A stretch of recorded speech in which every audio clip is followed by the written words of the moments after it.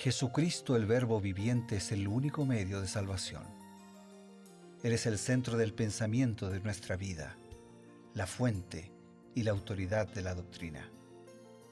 El principal propósito de la vida de Cristo fue la obediencia a los mandamientos, exaltando la ley de Dios como un reflejo de su carácter. El principal mensaje a ser predicado en el mundo, basado en Apocalipsis 14, está representado por 3 ángeles llevando el Evangelio eterno al mundo entero. Este mensaje se basa en los encantos inigualables de Cristo y declara que la hora del juicio ha llegado y llama a obedecer los mandamientos de Dios. Mediante su palabra, Dios ha comunicado a los hombres el conocimiento necesario para la salvación. Las Santas Escrituras deben ser aceptadas como dotadas de autoridad absoluta y como revelación infalible de su voluntad. Y aunque el canon de las Escrituras inspiradas está cerrado, el Espíritu Santo continúa iluminando, amonestando y confortando al pueblo de Dios a través del testimonio de Jesús, el Espíritu de profecía. El camino a la vida se traza a través de un camino angosto que debe ser recorrido con confianza a las promesas que Dios dejó a hombres y mujeres fieles que dedicaron sus vidas hasta la muerte por el Evangelio eterno. Los fundadores de la Iglesia soñaron con el día en que la revelación sería una realidad en sus vidas. Miraron con los ojos de la fe a aquel día glorioso cuando finalmente la promesa sería cumplida en la venida magistral de Jesucristo a esta tierra para recompensar a cada uno según sea su obra.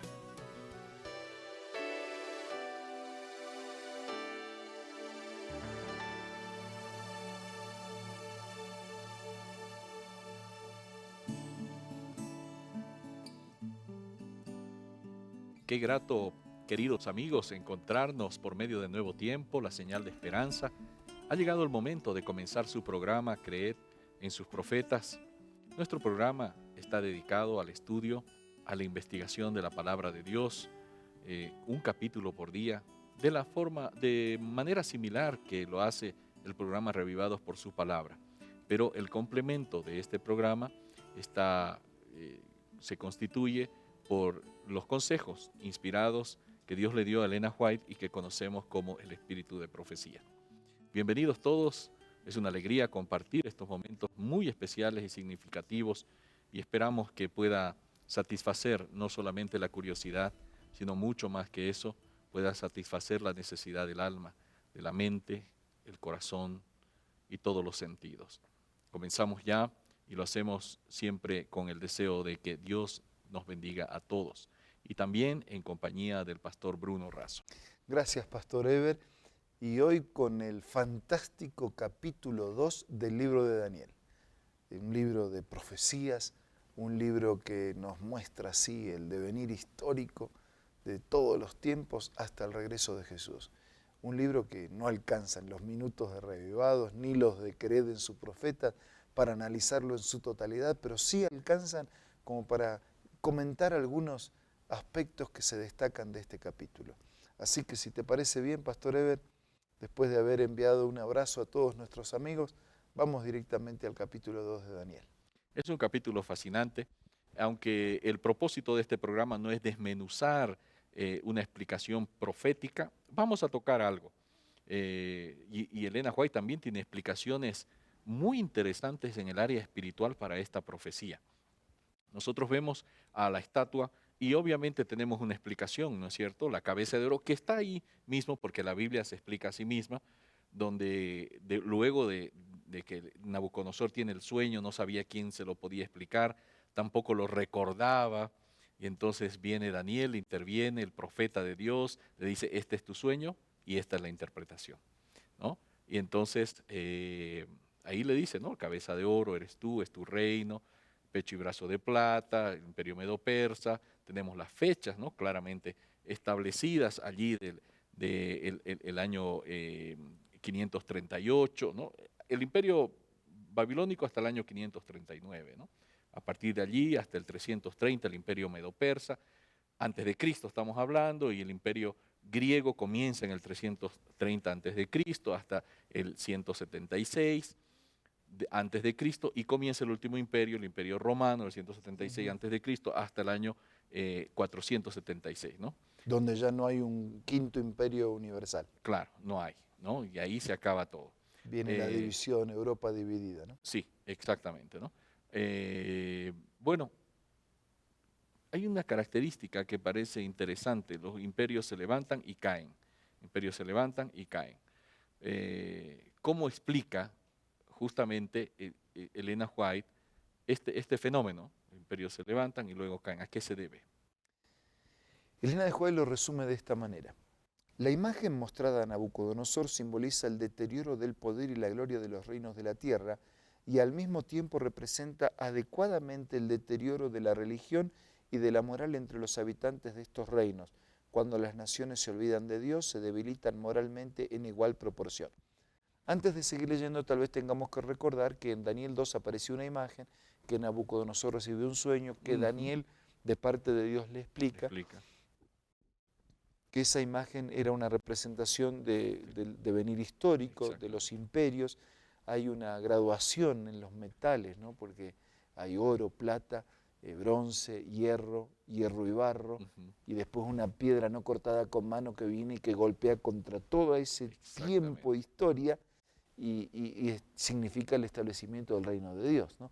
Así que dice, esa imagen mostrada a Nabucodonosor simboliza el deterioro del poder y la gloria de los reinos de la tierra, el deterioro de la religión y de la moral entre los habitantes de esos reinos, cuando las naciones se van olvidando de Dios y se debilita la moral en igual proporción.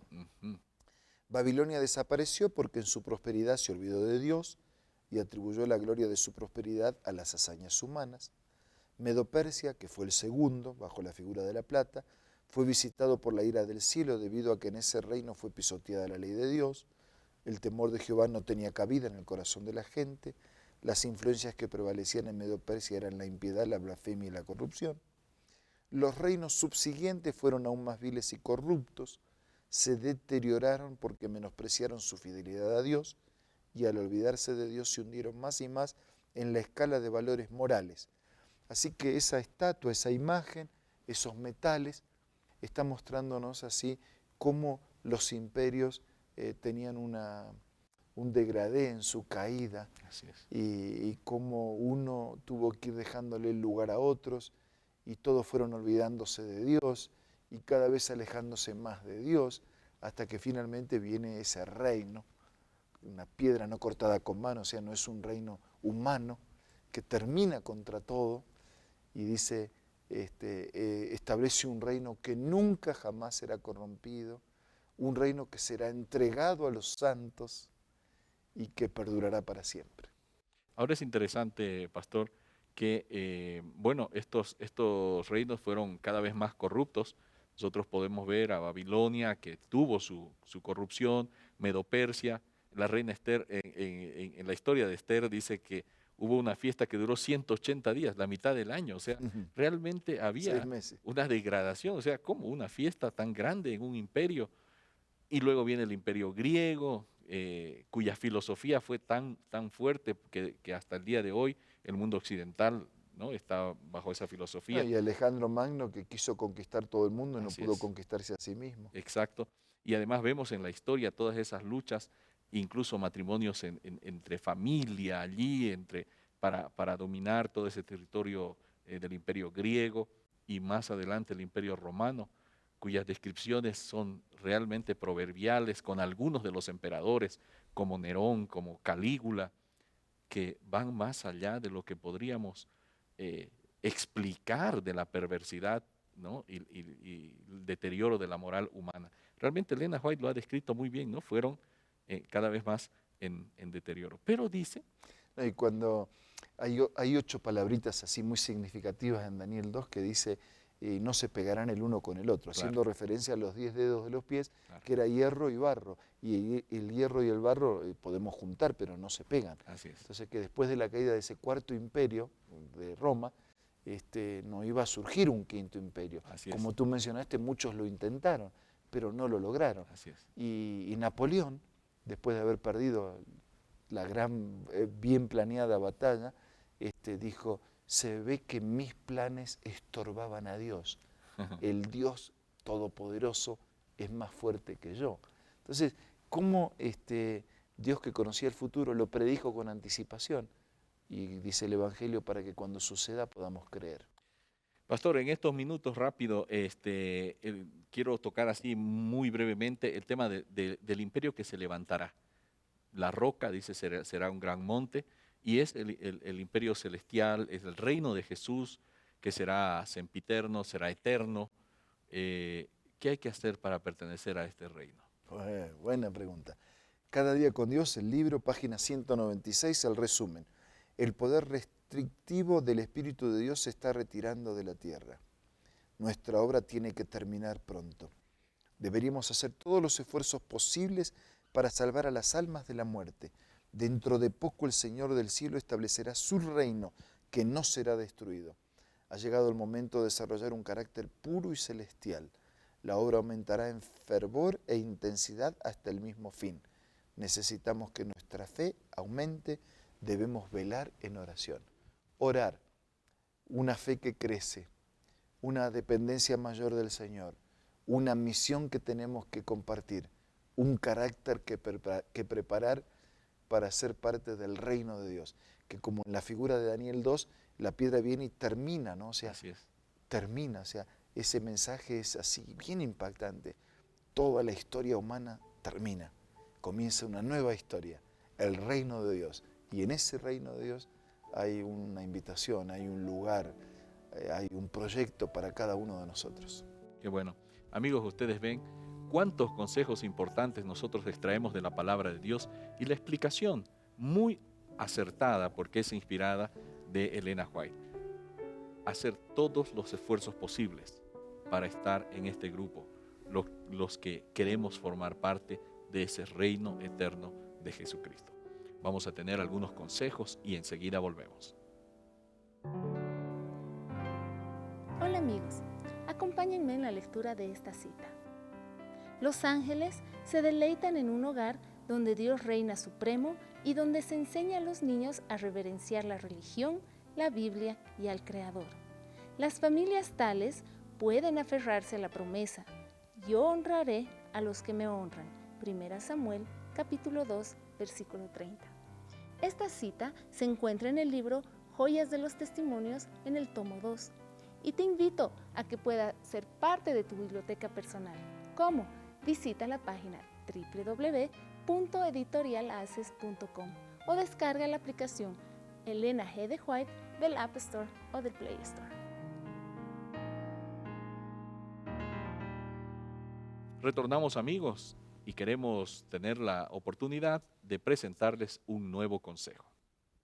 Solo para recordar las palabras de Jesús haciendo referencia a su regreso, cuando Él diga: bien buen siervo y fiel, sobre poco has sido fiel, sobre mucho te pondré, entra en el gozo, entra en el reino de tu Señor.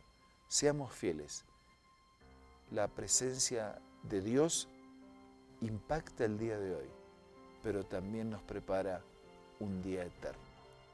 Ahora vamos a orar.